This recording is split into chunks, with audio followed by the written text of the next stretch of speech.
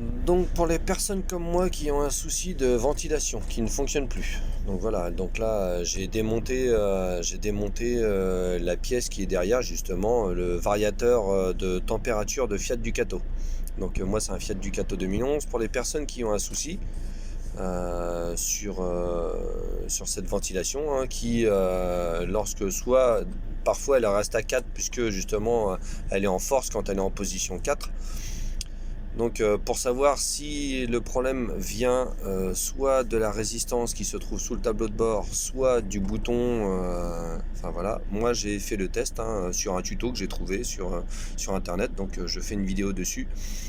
J'ai référencé d'abord pour savoir où se trouvait le plus justement de la prise, donc celle-ci c'est la prise qui se trouve justement sur le variateur de puissance du ventilateur.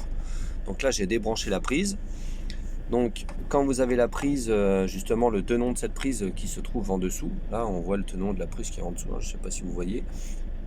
Donc le positif, le 12 qui arrive justement du contact de la batterie, le 12 positif se trouve à gauche de cette prise.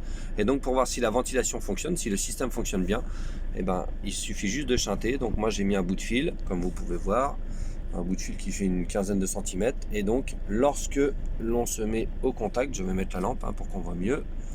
Voilà, lorsqu'on se met au contact, vous allez entendre la ventilation qui se met en route. Donc c'est pas pratique d'une seule main, mais vous allez voir.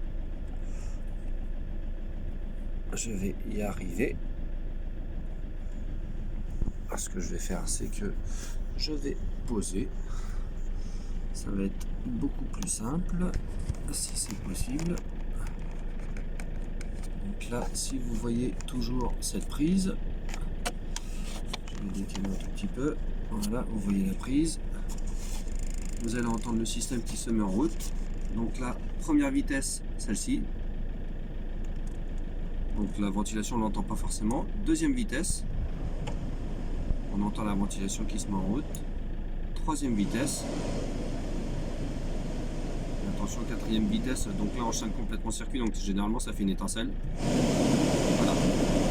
Donc concernant l'installation, donc le faisceau est bon, donc ça vient bien du bouton. Donc si ça peut vous aider hein, pour trouver la panne, donc panne récurrente hein, sur le Fiat Ducato, jumper, enfin donc voilà.